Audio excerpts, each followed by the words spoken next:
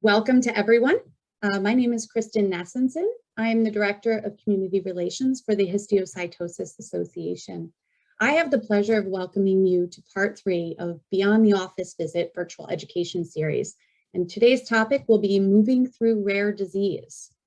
Before I introduce your hosts for today's webinar, I would like to go over just a few important housekeeping items.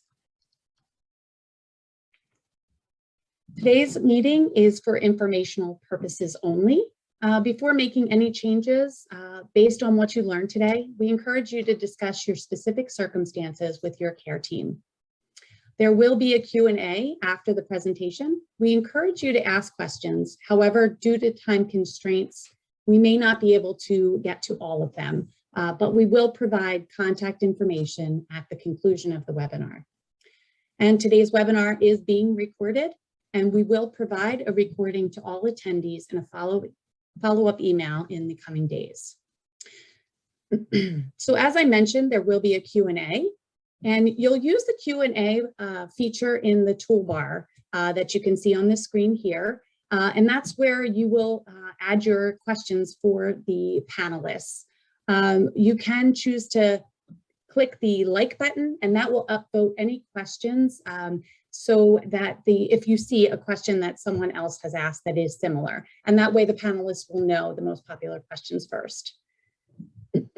So, excuse me, in addition to the Q&A feature, there is a chat window, and this is what we will use to answer any questions that the speaker may pose or to address any technical issues you have today.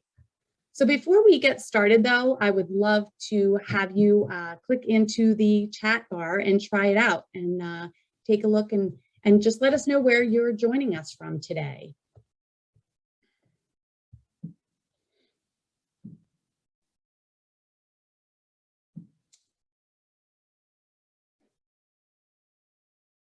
Okay, it looks like it's working. So we have a handle on that. So now it is my pleasure to introduce the hosts of today's webinar.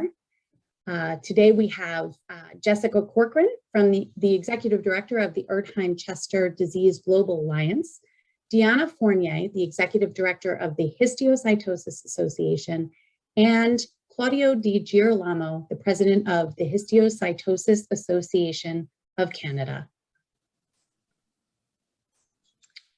Jessica? Hello, everyone. Thank you for joining us today. We're happy to have you. I'm Jessica Corcoran, the ECD Global Alliance Executive Director. Our organization supports Erdheim-Chester Disease patients, their family members, and physicians treating or conducting research on ECD. We also fund research on ECD, raise awareness, provide education, and connect the community members across the globe. We partner with the Histiocytosis Association to bring you educational webinars with knowledgeable speakers. And we thank you for joining us today for Moving Through Rare Disease. I'm going to pass it over to Deanna.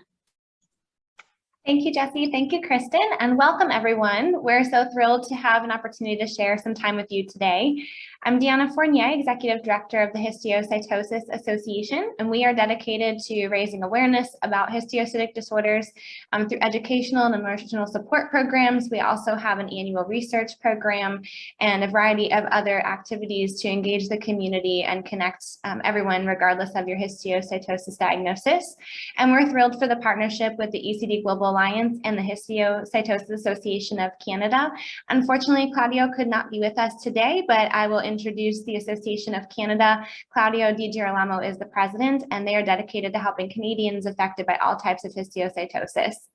With that, I'm thrilled to introduce today's speaker for our part 3 Beyond the Office visit.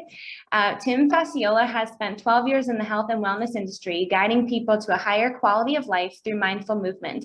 As a trainer, coach, and business owner and educator, Tim is committed to helping people understand their bodies and how to live with them. And we're really excited to have Tim with us today and hope you enjoy the webinar.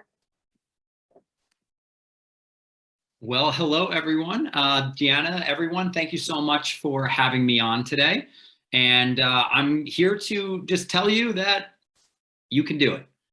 And it's not very often exercise is put into a pigeonhole and it has to look a certain way. It has to feel a certain way. And I'm here today to tell you that I want to break down all of those misconceptions, because that's what they are. They're misconceptions, and we are unique. We are individuals. And today we're going to break down that and create a little bit of a separation between what does it mean to exercise, what does it mean to be physically active, and what can I do even on my worst day. Now, you all put together some really great questions, so I'm going to make sure we get to them at the end as well. But what you can expect from today is to have a toolbox, a tool set that you can utilize to reconfigure how you strategize movement, how you incorporate movement into your day-to-day. And then you're going to walk away at the end with an activity tracker, so that when we go through some movements at the end, you actually have a way of implementing this. So without further ado, I'm Tim. As Deanna mentioned, I've been in this industry a while. My degree is in exercise physiology, strength and conditioning. My fellowship in applied functional science is all about biomechanics. So we're going to be talking about Tweakology later, which is really just making exercise successful for you, because that's what we are here for. So I like to consider myself a client ally. What that means is I want to find I don't want you to do my workouts. I want you to do workouts that are going to work for you. So let's talk about that and see what that looks like. So first, we need to break down what is the difference between exercise and physical activity. Very often they get grouped into this same thing. And on days when we're tired, we're like, I can't exercise today, I'm not going to do it. Tired, in pain, there's always going to be something that's a reason not to. So I want you to see can we find things that we can do today. So physical activity is any movement that's going to require energy. So examples of this that are not exercise, stuff like chores. Gardening is physical activity, but would I say it's exercise?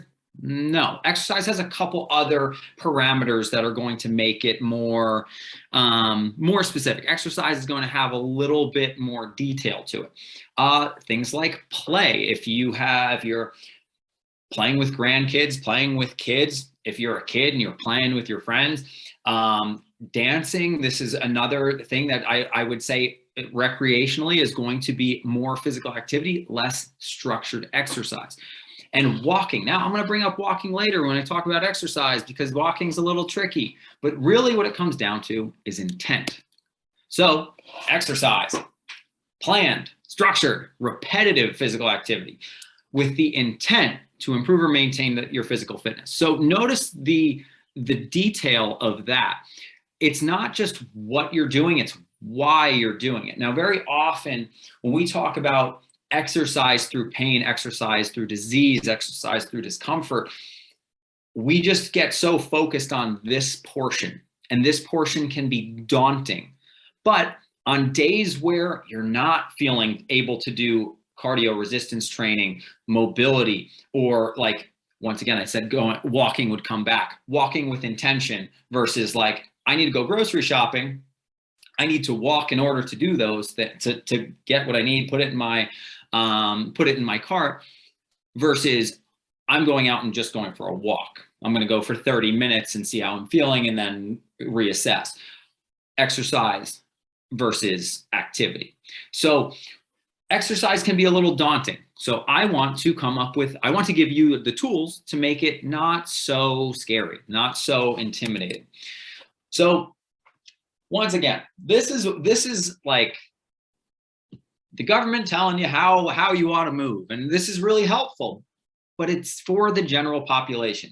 It's not necessarily including the bioindividuality that's so important to all of us.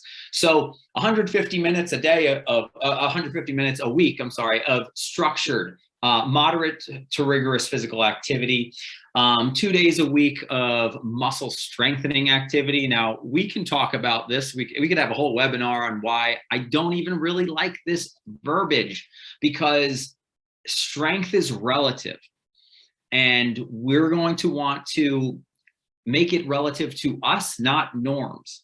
So we'll come back to this. So Most people are not reaching these minimums with any regularity. So what challenges tends to get in the way of this? Very often, pain is a good one. Busy schedules is another one. Motivation or the lack thereof, another one. Well, once again, today, we're going to try to break these down and make it a little bit more accessible. But I want to touch on this now early. A lot of people mentioned in the pre-registration questions, what are some of the things that you struggle with? Motivation was a big one. Motivation's tricky. If you're waiting for your muse for physical activity, you're waiting for the stars to align, the rainbow to come out, it's not going to happen consistently.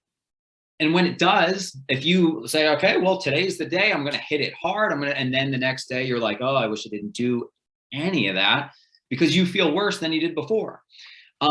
This is very common. And then that creates this yo-yo sensation of I go too hard and then I need time off. So then I go really long without exercising, and then I repeat that cycle again when I either beat myself up enough for having not met these ridiculous these guidelines. So I beat myself up, I feel worse about myself. That's not what this is about. This is about feeling better, moving better, so that you can do the things you want to do with your life instead of being held back by them. So let's get into this. I mentioned bio-individuality. There is no one-size-fits-all approach to fitness, health, wellness. There's trends for sure where most things will work for most people, but you're here today because you're not most people. So we want to find out what works for us. And it doesn't always, as the diagram suggests, it doesn't always follow the straight and narrow path. Sometimes it's messy, but I want you to embrace that messiness, because you're going to learn a lot more about yourself, and you're going to be able to take that and use it in a much more fulfilling way. So rather than trying to fit you into the fitness protocol or my protocol, I don't want you to say like, my exercises are better than their exercises, or their exercises are bad no exercise is bad in theory. It's really just, are we ready for it? And is it for us? Are we put in a position to be successful? So let's really dig into that, what it feels like, because you're the only one who knows. Now, I spend most of my day watching people move, most of my every day, 6 days a week, watching people move. I'm going to see things that they don't feel, but they're going to feel things that I can't see. And this is very often where physical therapy and patient, there's a disconnect, but we want to connect the lines. And that line is communication. How your body, and both internal, how your body is talking to you, but also how you are telling your practitioner, whoever you're working with, how it's feeling within, because we can't feel it. And that's what makes you very special. Now, it's very important that as we're going about this and embarking on these new exercise, a new commitment to exercise and physical activity, that we understand our relationship with it. Being tired does not equal lazy. Being in pain does not correlate with weakness. Not exercising does not necessarily mean bad.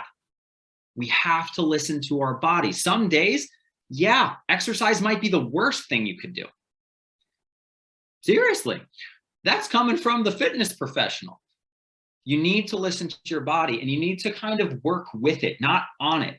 We're not cars where we can just swap things in and out. And we need to when we don't have gauges that say, hey, you're low. We need to listen. And going through, who's ever heard no pain, no gain?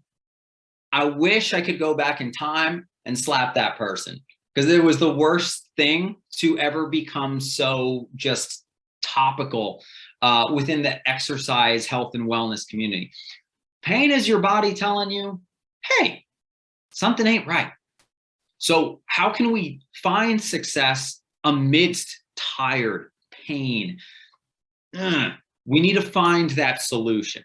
So this solution is, and this comes from one of my very great friends within the fitness industry. Ryan Hurst at GMB Fitness, his whole thing is about physical autonomy and play. And this assess, address, apply protocol allows you to daily take inventory, see where you're at. Based on where you're at, make adjustments to what you're going to be doing. And with those adjustments, try it out. How does it feel? And then it comes back to assess. Does it feel better? Great, let's do it. If it doesn't, let's try something else. And that step-by-step protocol can help exercise not feel painful. If this is too tiring, we can find something that does work for us today. Notice that I keep bringing up today. It's very easy for us to be like, well, here's a 12-week program and we're looking ahead and this is our goal. That's great. There's a time and a place. Periodization models, which is how fitness professionals train professional athletes because it's their jobs to do this. Yeah, periodization works. It doesn't in this sense. It doesn't in most senses. We have to listen to our bodies. We can't push through pains. There's no event that we're training for that afterwards we can come down from 3 months off and then try it again next year. We have daily tasks we need to do. We need to feel good for those daily tasks daily. So keeping that in mind, what does assessing look like? Now, I like to break things down into 3 parts. Your mental state, your emotional state, your physical state. 3 is a good magic number. So you can kind of see assessing isn't just physical. There's other components that can really influence what's going on. If you have some big tasks with work or some heavy emotional trauma that you're dealing with, to neglect those things is ignorant to the fact that these will contribute to your energy levels, your ability to take on physical activity and exercise. So we want to make sure that the garden is set up for plants. If we have a bunch of rocky soil and weeds and thorns growing, it's going to be really hard to get these movement flowers to bud. So we need to make sure that we have the right setup, the right environment to really be successful. Now, what does addressing look like? Sometimes if you're one of those people and you're like, there's a million things going on, you got Post-it notes everywhere and reminders on your phone alarming you at every hour of the day. Sometimes it might be better for people to, okay, I'm going to set up my exercise routine in the morning before I even look at my to-do list. For other people, that's not going to work. That's going to stress them out. So maybe let's check off a couple things. And then mid-morning or mid-afternoon, that's when I'm going to take some time for myself. Or maybe I need to get the whole list done and then do something at the end of the day. Everyone's different. And there's a trial and error component that you're going to have to work through. Now, emotionally, what are you feeling today? Once again, it can really impact your energy levels.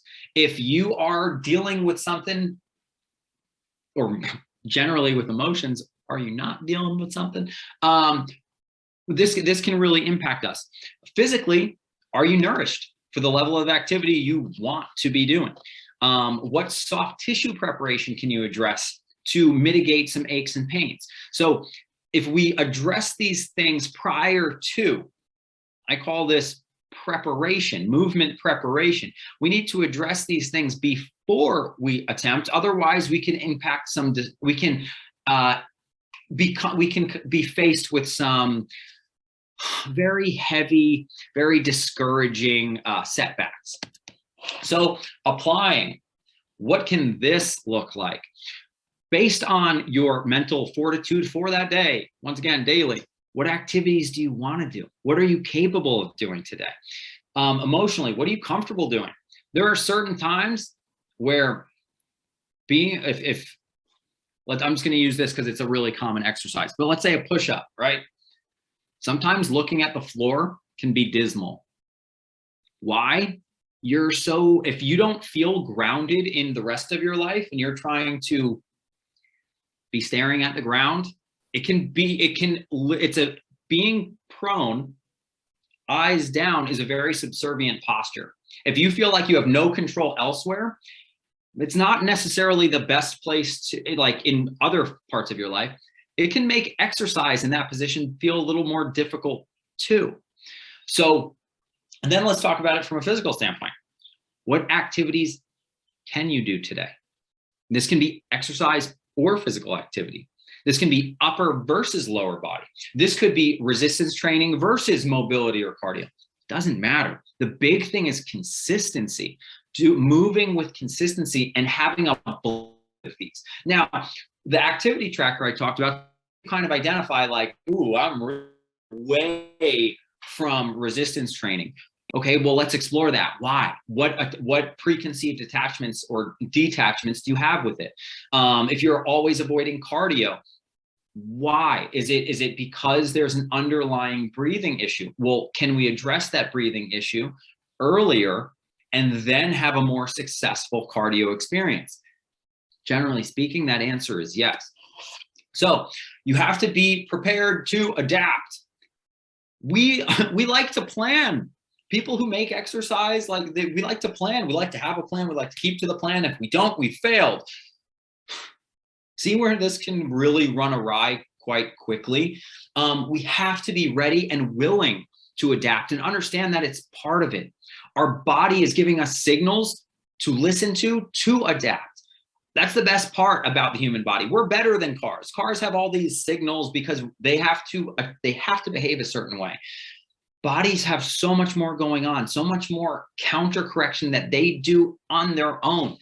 They're pretty wonderful machines. So we need to make sure that we work with it, not on it. We can't force it into, yes, but I wrote out this plan, or my trainer wrote out this plan. Be ready and flexible to work with it. You need to give yourself a little bit of grace. Remember, success does not always follow that straight and narrow. I'd say often it doesn't. Listen to your body, work with it, not on it, and have a plan, but don't be afraid to deviate, because success will look different each and every day. And when it does, embrace that. That's not a bad thing. So let's talk about Tweakology, because every exercise is an assessment and every assessment is an exercise. So when we do this, this can be anything. I want to break down the walls of, what is success look like? What is this exercise supposed to look like? But what is it supposed to be doing? So if the intention of this is a squat, like what is the point of squatting? It's a lower body triple flexion, triple extension at the ankles, knees, and hips. Great, that's awesome. It doesn't always have to look the same way. Well, I heard that your knees can't come over your toes. I heard that your feet have to be pointing straight ahead. I heard that your back can't come here. Well, maybe if you were doing it for the Olympics, yes, those rules would apply. Maybe if you were doing it for a strength test for whether it's a military type, yeah, sure, there's rules that they want you to follow. But for you, for me, for most of us out here, let's tweak for our success and let's just get moving consistently. So there are 10 observational essentials, and I love these. So this is from the Gray Institute. So I mentioned that I'm a fellow of applied functional science. That's these guys. So this is all the things that you can tweak, that you can change to make an exercise successful for you. And right now I'm talking specifically about exercise, but I do give some examples of what this might look like in physical activity, because once again, some days exercise might not be in the cards, and that's okay. So the 10 observational essentials, we have action, environment, position, driver, height, distance, direction, and then load, rate, and duration. So I'm going to go through each one of these so you understand how you can make them work for you. So what is an action? So actions are lunging, squatting, jumping, reaching, lifting, pushing, pulling, walking, or locomoting in general. So this is what you are doing, what the body's actually doing. So what would physical activity look like for lunging? Something like climbing stairs is the definition of a lunge. A lunge is a transfer of weight from one foot to the other, and often a return. So in a walking lunge, where we're combining that locomoting of walking with lunging, that's what climbing stairs is. That is physical activity, because unless you're just doing it for the sake of, I'm going to do 3 sets of 6 flights of stairs today, and that's going to be my exercise, which is fine. That is exercise. But if you're just like, I'm upstairs and need to get downstairs because kids need breakfast, that's not exercise. That's physical activity. And keeping attention on days where you have a lot of physical activity, and then when you're like, oh, I'm so exhausted, I don't have any for exercise. Well, you probably did a lot. So logging it can help you have a little bit more grace for yourself. Squatting, the physical activity equivalent would be sitting in a chair, standing up out of a chair. How often do you see, if people like have trouble with squatting, they see a low chair and they're like, or a low couch or a really soft, squishy couch, and they're like, ooh, if I sit down, it's going to be hard getting up. Well, there are ways we can train this so that the physical activity component is not so demanding. So that way it's not scary. Jumping is an elastic plyometric, where your body has to rapidly stretch and absorb force. Stepping off a curb would be the physical activity equivalent. So once again, jumping could be, jump, or jumping could be jump, but we can really play with this, and we can take advantage of why would someone exercise with jumping in the protocol. Well, it might not work if we're not trying to dunk a basketball, but it might work if we're trying to be more supple when trying to step off a high step and being able to absorb that momentum, force, and impact. So you get the idea. These are what actions are. Now, your environment is also really important, and we talked about this earlier when we were mentioning like physical, mental, emotional. Those all can feed into your environment. But right now, let's talk about the physical environment. If you don't feel stable, safe, secure, your body is going to create tension. So if you don't feel like you have solid ground reaction force and you're not grounded well, your body will look to create that. And that can sometimes that can lead to cramps, that can lead to spasms, that can lead to just a fear of motion. So addressing the environment and being specific about choosing an environment that is better suited to your success can be helpful. So before I mentioned climbing stairs, right? If someone is doing this barefoot on a hardwood floor and they're like, oh, this doesn't really feel good. What happens if you change your footwear? Does that one little thing change it? Because it can. It influences the whole rest of the chain the moment your foot hits the ground. So looking for environmental factors that can influence you can be very helpful. Position. Now, in this example, I'm using the same action. So the action of this was a push. So I can do a standing band chest press where I might have. Sorry, I don't know that. Thank you, Alexa. Anyway, but I can have a nice long stride to give me a balanced base of support, and I can do this horizontal push pattern. But that's going to require standing and a lot of stability. But what if I have? Answer your question. I'm going to unplug you. Wikipedia, in mathematics. A seated posture for a push. I could have the same band attachment behind me, and I can push from here, but now I have the structure and stability of a chair. I could also do a seated pec deck. Let's say you're at the gym or the physical therapy clinic, and there's pushing patterns where you're in seated. Versus we already talked about earlier, a prone push-up. So a traditional push-up on the floor or even elevated. Or supine, a bench press. These are all push actions. So the action has stayed the same, but the position we're beginning in, the environment and how we're using it has totally changed. And that might create a more successful, success for you. And that's really what our goal is at the end of the day. Now, let's just use an example. Let's say my shoulder is killing me. I did something, I slept on it wrong. Today's just a bad day for my shoulder. So an action like a hand driver, like pushing or pulling, probably is not going to feel good because I have to use the hand to influence the shoulder and use the shoulder to influence the muscles of my mid back or pec if I'm pushing. So in that case, I'm going through pain to achieve what I want. That's not going to be a great setup. But let's say we use a different driver. What if we use the foot to push? What if we're, instead of, like, this could be something like a leg extension, where different muscles, but this is still a push pattern. I'm pushing away from my body. And now I can, if I can't work this shoulder today, if I can't work my upper body, I might be able to do something different, find a different entryway into the body, into the chain, to influence more success and more consistency. So using that can be very helpful.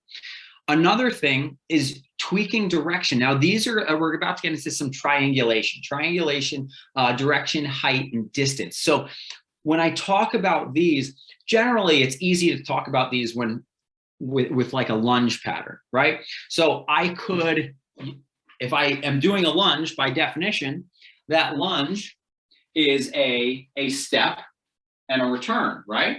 So I can go forward, step and return. I could also go backwards, step and return. I could go lateral, step and return. I could go across, step and return. I could rotate, open. I could rotate, closed. These are all lunges. So if I'm doing these lunges, but let's say, that forward one doesn't feel good. It hurts my knee. It hurts my ankle. Well, what about the backwards one? What about the lateral one? Because each one is putting a different demand on the chain. So you don't need to know the ins and outs, but you do need to just listen to how it feels. If it feels good, great. We have an action. We're tweaking the direction to make it successful for you for today. And what we can do with that is just find success, and success will breed more success. If we follow that, your body will realize, like, oh, I like moving, instead of like, oh, exercise, it always hurts. So let's see, can we find ways of tweaking for success? So I lump these all in together just for our time's sake, but height, if I'm stepping onto a stair, or if I'm lowering down from someplace high, minimizing that can make it easier. Distance, instead of lunging far, if I take just a step and return, is that still a lunge? By definition of a weight transfer and a return, yes, it is. So don't get like fixated on it has to look like this because that's what the picture in the magazine looked like. It doesn't. Find what is the spirit of that exercise? What is the intention? What is the goal of it? Can I get 80% out of that and make it work for me? That's how I want you thinking. Load, if you're using external load, rate, how quickly you're moving, and duration, how long you're doing it for. All of these things, and they exist on a spectrum. Start small, start light, start slow. You can always increase these variables. And doing so is what creates progressive overload, which creates results. If we go too fast, too big, too heavy, now we're going to encounter setbacks. Now we're going to encounter discouragement. Now it's going to create, the refraining from wanting to exercise. Next thing you know, we're feeling guilty for not exercising. We're not helping ourselves anymore.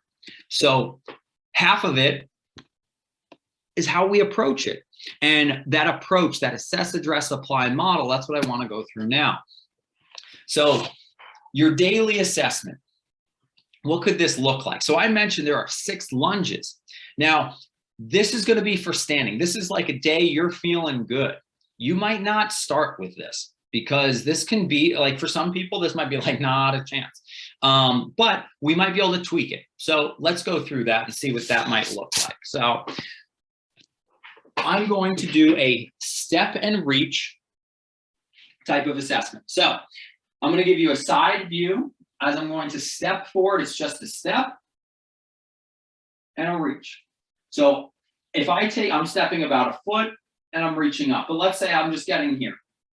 That's fine. If this feels good, great. What happens if you go an inch further? If I can get there and get back?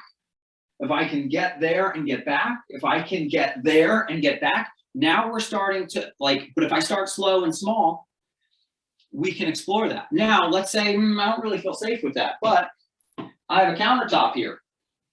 Let me try it. If I have some extra stability, that feels better. Great. If the spirit of the exercise is the same. So a step forward with a reach up is really going to assess this entire front line of the body. Now, conversely, if I step backwards and reach down. Now, if I step back and reach down, I'm loading the entire back line of my body. Now, some people might be able to get all the way down the face to their feet. But even if I'm just here, am I still loading the back line of my body? Yes. Find your success. We can work with this. Now that's going to kind of set the table for other things that we can do. Because if my hip can move forward and my hip can move backwards, that's going to set me up well for something like walking. Now, if we get into, we mentioned direction, right? So let's take that same principle and go out to the side. Now, if I step laterally, if you can imagine, the stretch reflex through this body is now going to be coming from the inner aspect of the plant leg and travel up the lateral ribs up here. And if I add my arm reach in it, now I can create even more of a dynamic step and reach. I can do this on both sides. Now, if once again, I can add a little stability. I can hold on to the wall here, and it's just a little step. What works for you? I want you to break down the barriers, or, oh, Tim did it that way, so it must have to look that way, or I'm doing it wrong. It's the wrong approach.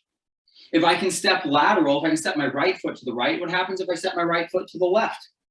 Does this challenge my stability? If I can challenge my stability in a safe and controlled and structured environment, I'm more likely, if I lose my balance, to be able to catch myself. And that's why training in 3 dimensions can be very impactful, as opposed to just sitting in a chair, doing a leg extension. But once again, it depends on where you're at. There's nothing wrong with that, but where are you today? If you're capable of being up, I'd rather you're up. If you're not, we're gonna do a seated assessment next. So I can do the same lateral, so right foot is stepping left now, and I'm reaching over. I can do this with or without stability. I mentioned we can rotate and rotate.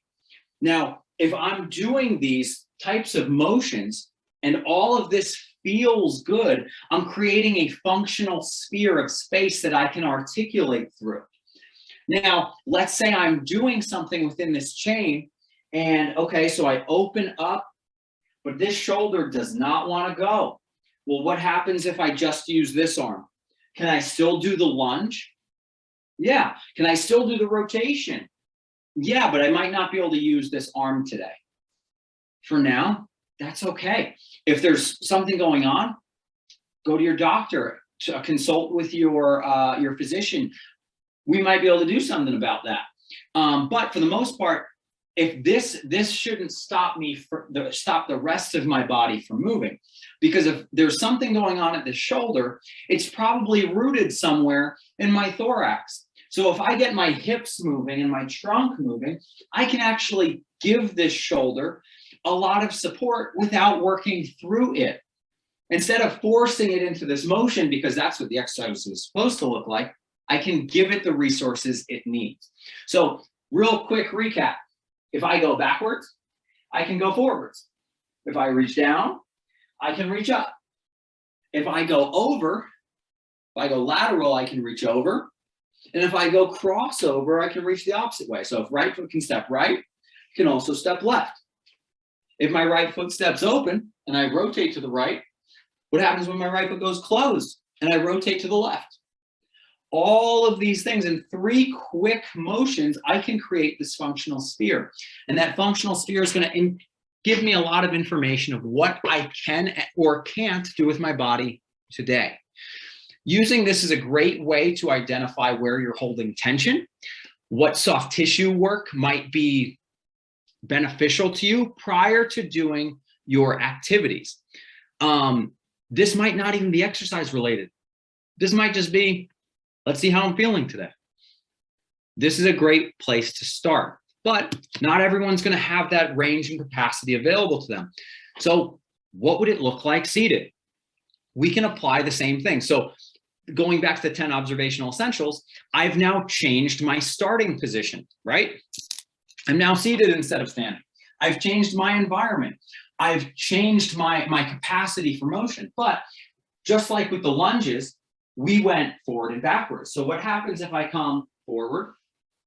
What happens if I go backwards? What if my once again, shoulders don't feel good? What happens if I go forward?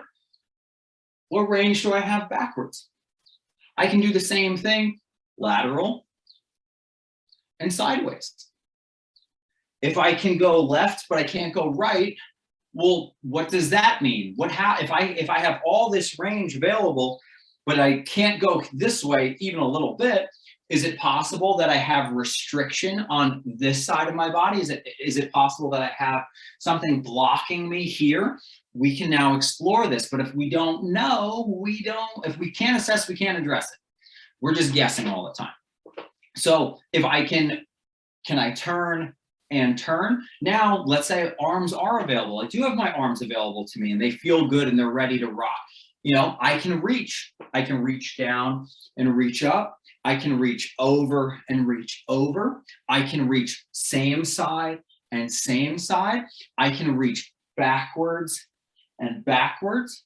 I can reach open and across. Notice that everything my arms are doing is what I was just doing with my feet. This would be backwards. This would be forwards. This would be lateral. This would be opposite side. This is open. This is closed.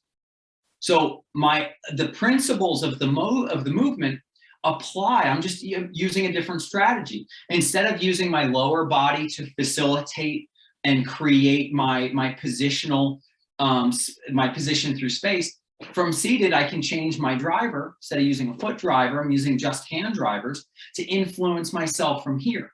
But very often, our ribs get bogged down. We're sitting all the time. But if we can start to move from here, we can actually create much more space.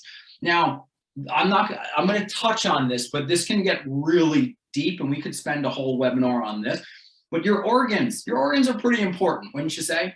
Now, if you're your body, right? If you're your body and you have something going on in an organ, some inflammation, whatever, who are you more concerned with? Your organ or the surrounding muscle tissue?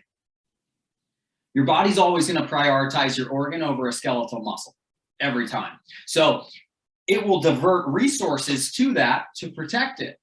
But now all of a sudden, I got a little going on. And this is causing a compensation elsewhere where now it's really hard for this hand to reach up and over. But maybe I can start working through my ribs. Can I create some freedom? Can I do some positional breathing? So for example, I can flex down. Can I breathe deeply and have my ribs expand here? Can I pre-position here and breathe deeply and try and get my breath down into my belly? Can I pre-position and now try to expand into my ribs here? Positional breath is a great thing to do from a seated posture. We can apply this anywhere, but there's always something you can be doing. So once again, quick recap. We can go down, we can go up, we can go over and over, we can go to the same side and the same side. We can go open and back. We can go across and across.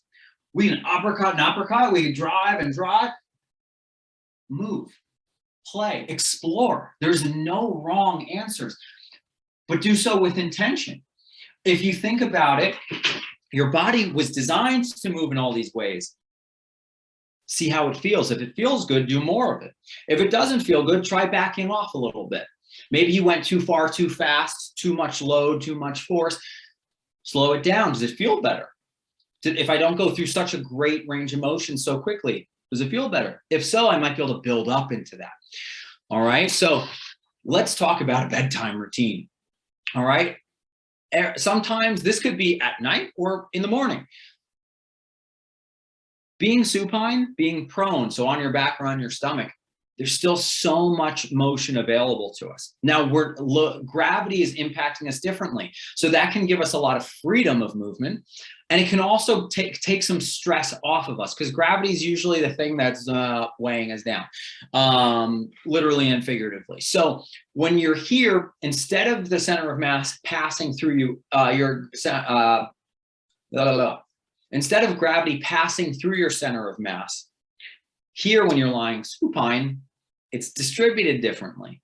So we can use this to our advantage. So the big thing is, once again, those three-dimensional motions. So we want to try to bend and extend. We want to try and laterally flex. We want to try and rotate. So from supine, let's see, I'm going to take you down to the floor. Coming with me, team. So if I'm in bed, laying down, I can have a pillow, whatever is comfortable. There's plenty that I can do with breath. This is a great place to breathe. Where does your breath expand to? If I inhale through my nose, can I get it down to my belly, or does it stay trapped in my chest? Does it expand into these ribs versus those ribs? What if I lie on my side and I compress this side? Can I still breathe and create expansion through the rest of the diaphragm? If not, this can be telling us things. Positional breathing is a great thing to do and build into your practice. But from here, I can press my feet into the bed and lift. This is a glute bridge, an oldie but a goodie. And it doesn't like, oh, it has to go all the way up. Like, no, just go. What happens if you push into your feet? Are you feeling cramping in your hamstrings? That's your body telling you something. Maybe there's too much tension there. So doing a little soft tissue work, perhaps doing a little stretching. So maybe pulling one leg in, extending it out. So when I extend it out, I'm creating some load into it. Can I lean forward? Can I do the same thing from here? We can play with different capacities. Now what happens when I try that again? When I press up, my hamstrings have a little bit more of a buffer zone. Now I can load the tissues I'm more hoping to load. So this could be an up and down. If I'm elevated on a pillow, I'm just going to be from here. Can I do the same thing? Probably. What if I'm prone? What if that's too difficult, too challenging? Can I be here and go through hip extension? I can bend the knee, reach the hip up, reach the heel up, and I can load very similar tissues by changing the position. I'm changing the action a little bit, sure, because of how I interact with gravity and ground reaction forces, but I'm still moving. Now, let's talk about it from rotation. What if I take one leg, I extend it out, I keep my arms out to the sides, and I rotate one leg over? And then I extend, I bring this one over. I'm creating some rotation, not just through my lower body, but my upper body has to counter rotate to prevent from rolling over. So to keep my back flat on the ground as my hips rotate 90 degrees, that's the same thing as if I kept my hips straight and turned my torso 90 degrees. It's just happening from the driver coming bottom up versus here, the driver's coming top down. So we can influence the tissues differently. So those are just some ideas, but explore your movement space. I really like anything that's going to get you rotating. So this is probably easiest to see from here. I can also have feet and knees together, hands out to either side, and I'm just rotating. And as I go right versus left, notice that there might be a little tension on one side versus the other. One side might be a little bit more difficult than the other. We can explore this. If one side is a little more restricted, what happens if you hold it and breathe into it and then try again? That would be an assess. Then you're breathing to address it, and then you're reassessing. Great, now you can rotate better. Now you can apply that into your other movement patterns, whatever your exercise is planned for that day, or you'll be able to incorporate it into your physical activity without the risk of like, oh, I'm getting a spasm when I reach into the back seat of the car, or I'm getting pain when I reach in the back seat of the car. Like, well, if my ribs rotate better, it takes stress off the shoulder. That ain't such a bad pattern anymore. So I want you to explore. I want you to make movement yours because it is for everyone. All right, so now I'm going to open it up to questions. So if you have questions, I see we got the chat going, got some comments in the chat. But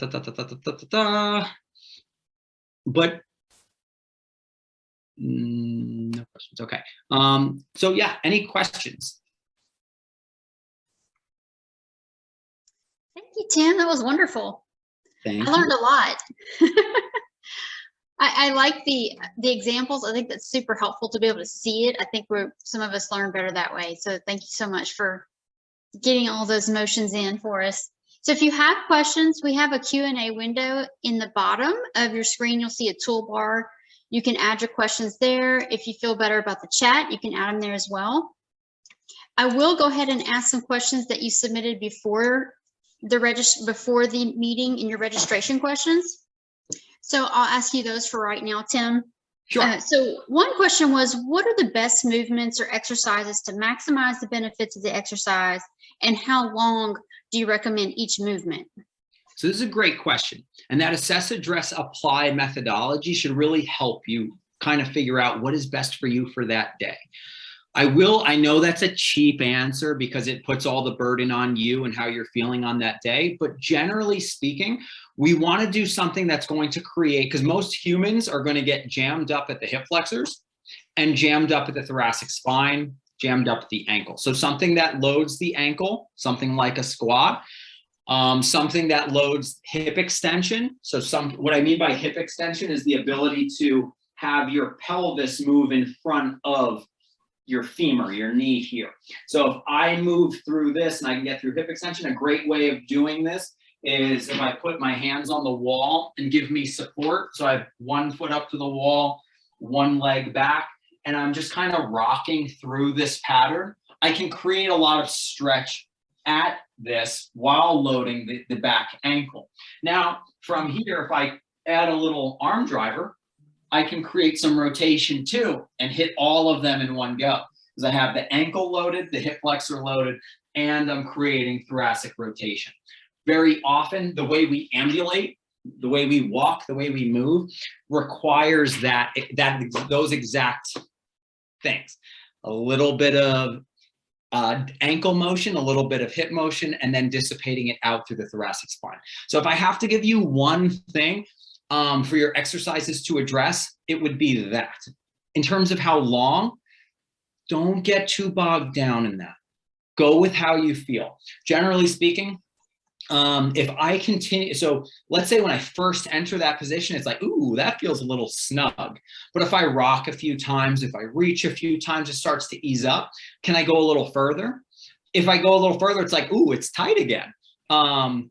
Great, rock, reach a little. Can I go a little further? So notice I'm using the assess, address, apply even within the exercise. This way I can see, can I go further? If I can go further safely and return successfully, then I can.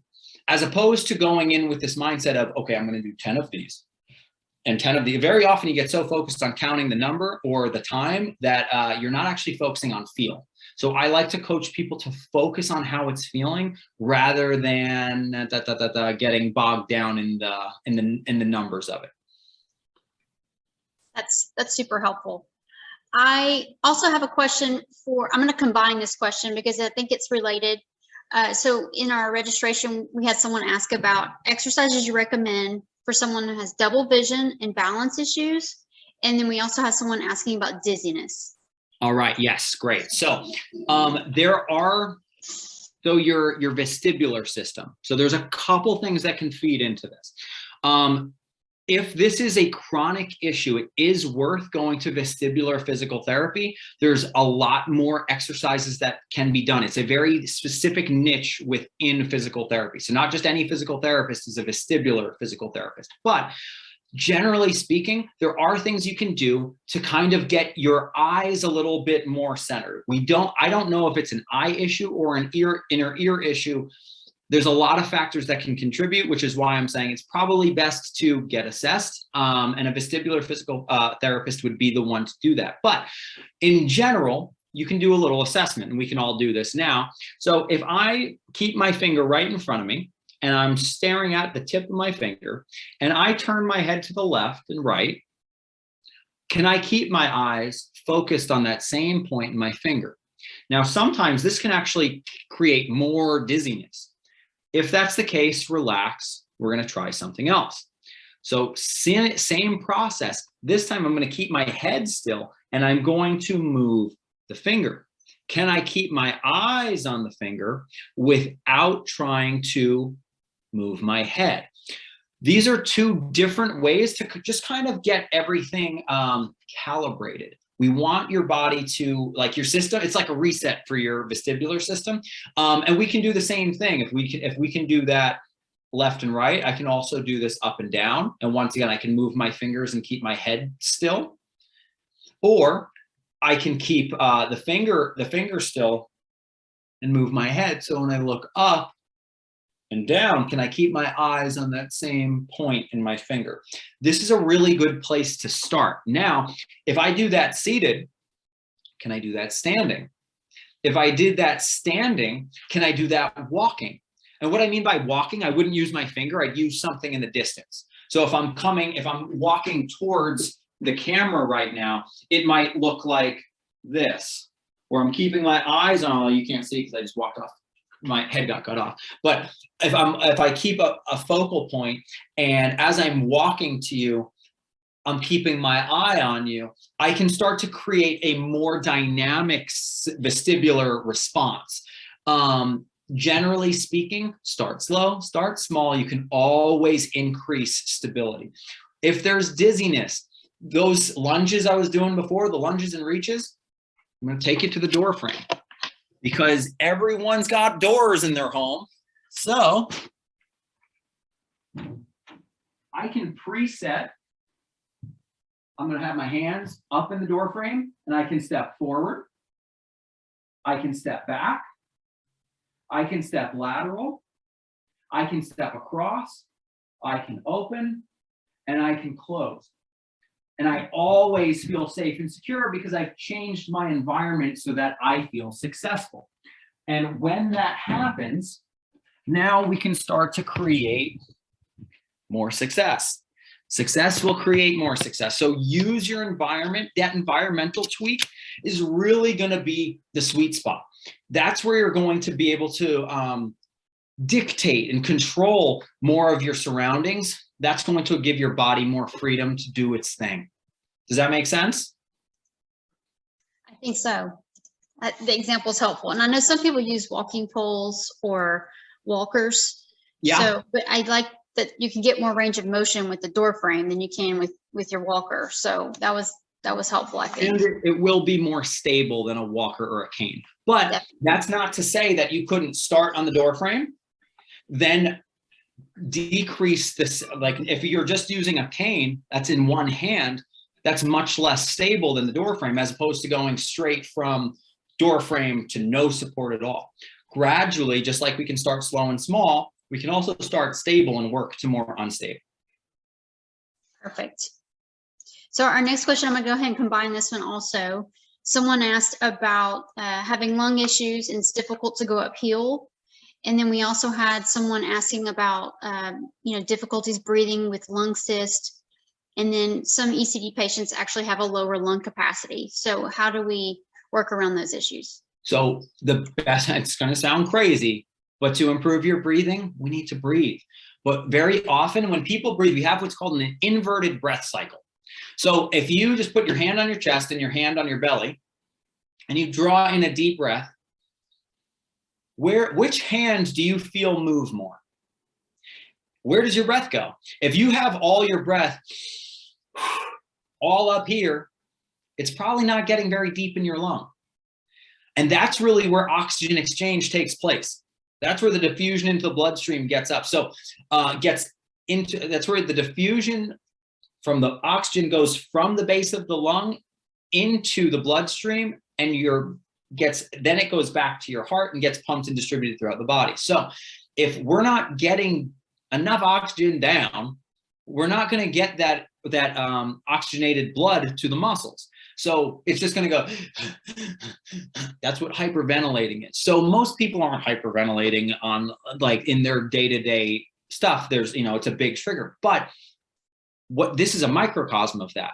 If you're getting 25% of your full breath, that's going to be problematic. So positional breathing with intention. Generally speaking, start out flat on your back, like I was doing in that bedtime routine. Lie flat on your back, put your hands on your belly, take 10 deep breaths. See where your breath goes. If it's not getting to your belly, if it's getting trapped up here, sometimes some soft tissue work can help. Gentle taps or even circular massage can actually help.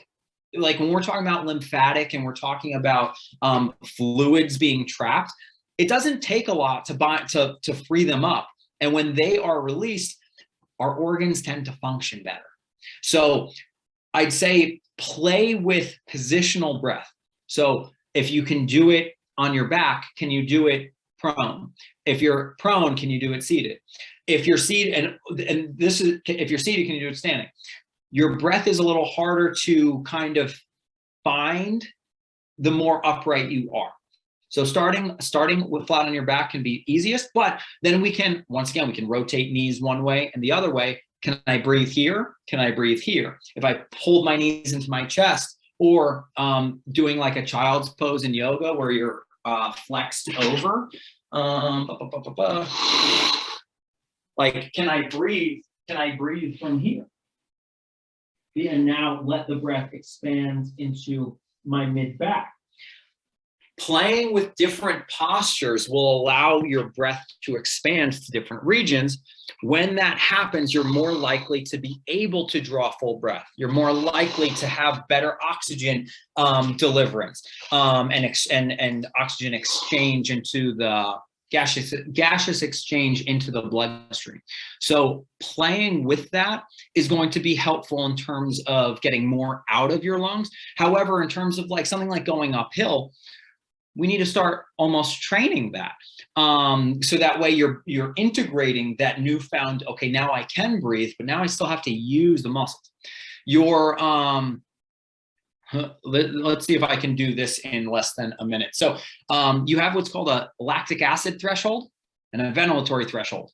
So if your body's working really hard, something like climbing stairs or a hill, and your muscles start to actually get tired as you go, that's your lactic threshold being breached. When your lactic threshold is breached and there's the accumulation of lactic acid in the blood, your body goes, whoa, we need to breathe, because oxygen is the only thing that buffers out that lactic acid. So then you start breathing quicker to try and bring more oxygen in to buffer out that lactic acid into something your body knows what to do with, which is water. and it's water and carbon dioxide. So that's why you breathe, you expel it that way, and you sweat. So that's the goal of our training, is so that it takes more of a stimulus, a steeper hill or a longer hill, in order to make you feel that way. But at its root, we need to breathe well. Perfect. So in the chat, we had a question about someone who's had surgery and they were put onto a physiotherapy routine and have been for 14 months now, and they still have pain in each appointment. So is it okay, even if you're working with a professional, to have pain? So this is where pain can be very confusing. And there's different types of pain that we need to be able to discern the difference between. So I like to break down, like, if you describe your pain, is it often sharp? Is it stabby? Is it lingering? Is it chronic? Is it dull and achy? Does it shoot? Does it feel like it's tingling or burning? So the different types of pain, so sharp and stabby. Sharp and stabby pains are generally not a good sign. So it means something's getting caught. So mechanically, something could be limiting that. Now, okay, so you have a It's the surgical neck or the true neck of the hip.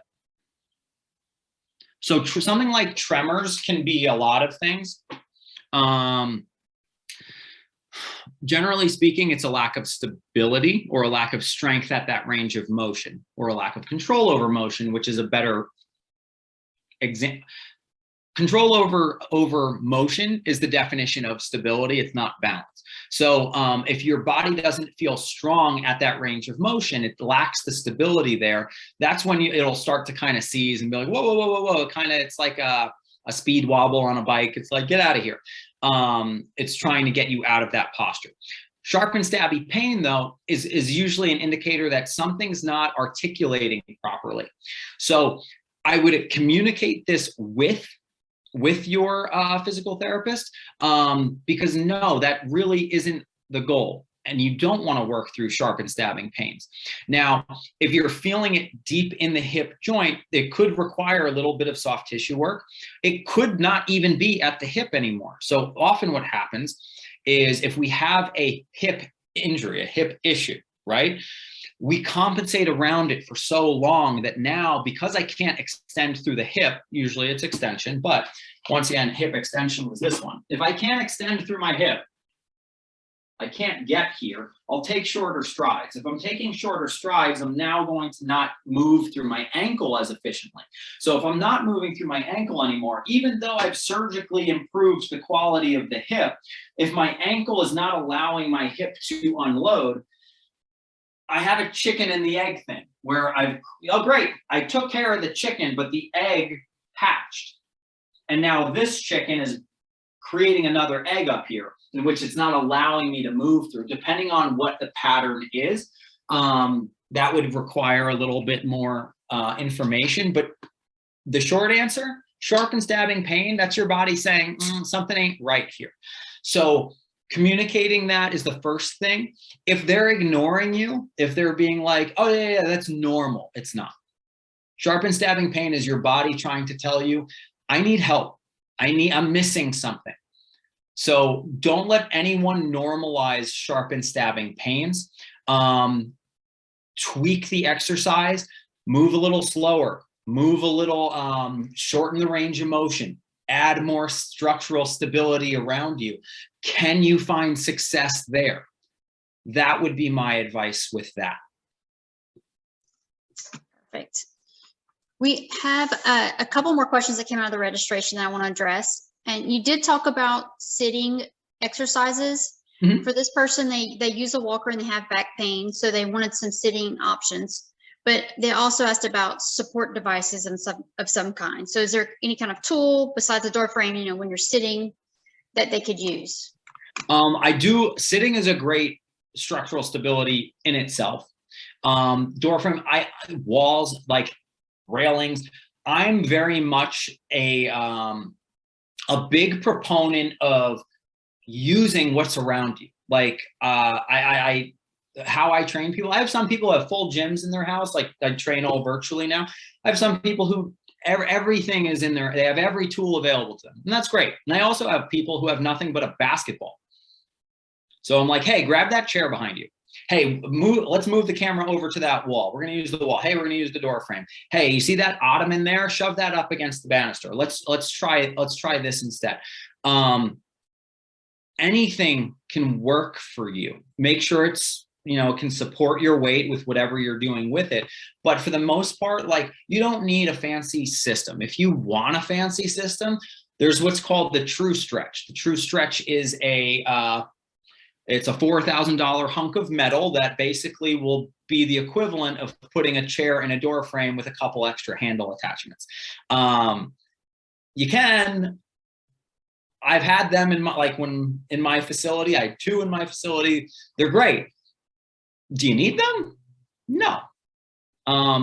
As long it's what think about not what tool your body needs. Think about what your body needs from that tool. If your body needs stability, anything that provides stability will work.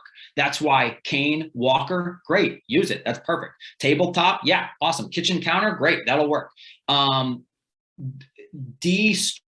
kind of stuff, de-stress that, destructure that. If it feels good, you're doing something right. If it doesn't, Find something that does feel better. So don't get hung up on what's offering the stability, as long as it's offering it. Great, that's helpful. So we have one more question that came from registration. If anyone has another question for Tim that you want answered today, just stick it into our chat or our Q&A and we'll address that before we close out. So this last question is, I have weakness, insomnia, and I can't rest. How do we overcome that? Okay, so anytime lack of sleep is a form of torture. It's a form of torture. So what you're going through is not easy, and it's not going to be easy to overcome. The big thing is giving yourself some grace and doing whatever you have available for that day. So very often exercise is like, well, you got to get up. Tough noogies, like no. Like, okay, you didn't have any sleep in your assess, address, apply. That's going to be factored in.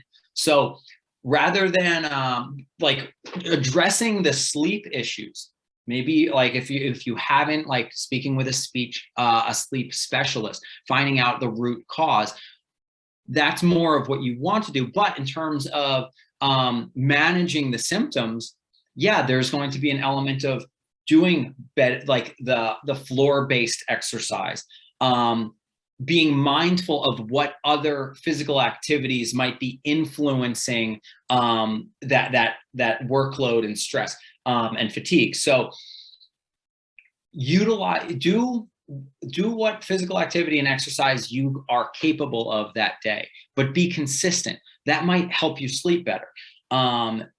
It's not like you definitely have an uphill battle, and people who don't sympathize with that, I'm sorry you have to deal with them. But for the most part, do what you can it's the cheap, easy answer, but it's the best one there is. Do what you can. It might build into more. And when it does, be ready for it. Take advantage of that. Listen to your body on the days where you actually do get quality sleep. Do you have more to offer that day? Great, take advantage. And that's really the day-to-day approach that I want you to kind of get into the habit of. Like, today was a good day. I'm going to take advantage and I'll do a standing workout today, versus today was a rough one. I got no sleep. I feel tired. I feel lightheaded. Whole exercise, lying in bed. That can go a long way to just helping your body realize, like, oh, I really can't put you down, can I? Like, you're going to still keep moving me. Well, I should probably get some rest. Like you can kind of trigger a reset.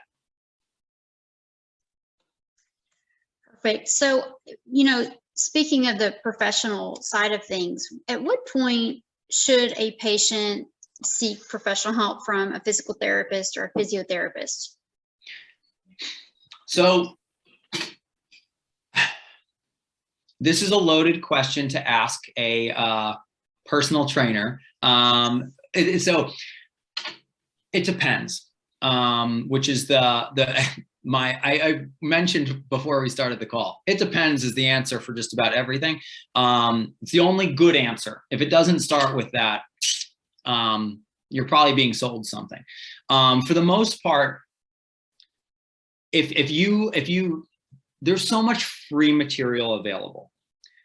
Is it working for you? If you consistently have energy, feel good, feel like you're making progress in whatever your goals are, you do not need extra help.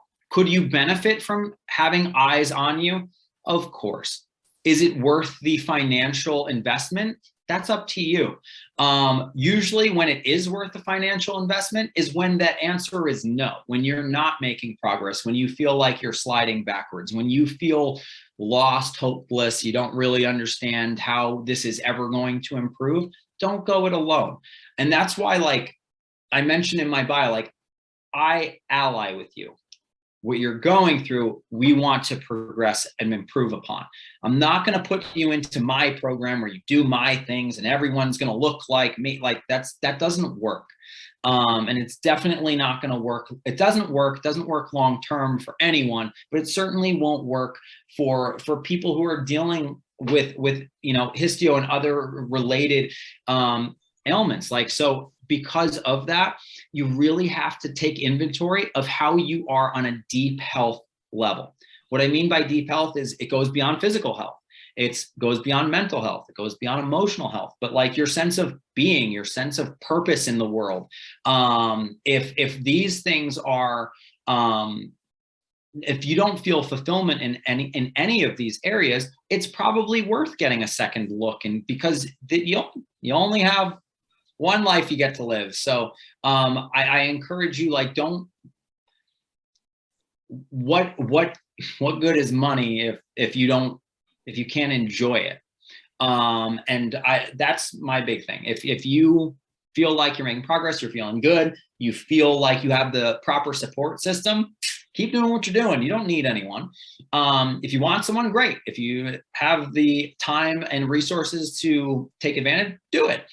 If you don't, though, there's so much you can do with simple rules of consistency and listening to your body. That's the one thing that, if you take anything from this, just listen to your body. It's telling you stuff all the time.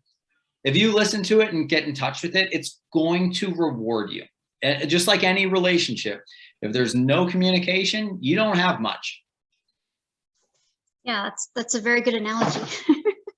So, and I will point out, some insurance companies will actually help you with your physical therapy payments. They will actually fund any kind of gym membership. So, and I know that over a certain age, you can actually look into gym memberships for free as well in some locations. So, something to think about.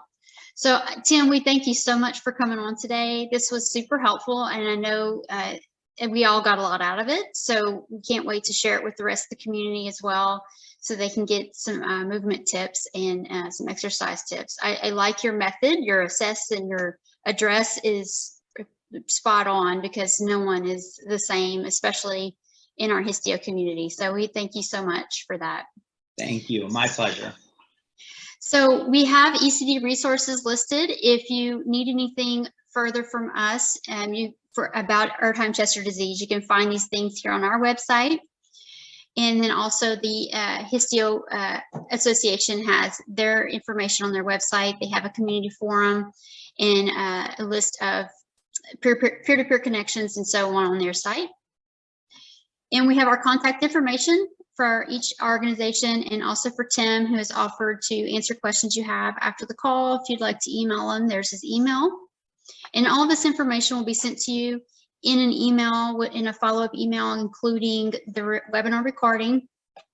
Tim created a very easy to follow exercise log for you, so you'll receive that as well, so you can continue to use these tips and get better at your movement. And then we'll actually add some other information for you as well, as usual. So we have a brief survey following the meeting. We'd love it if you'd give us some information about how you enjoyed the meeting and any other topics that you'd want us to cover in the future. So we thank you for staying on with us, and we hope to see you again. Thank you very much.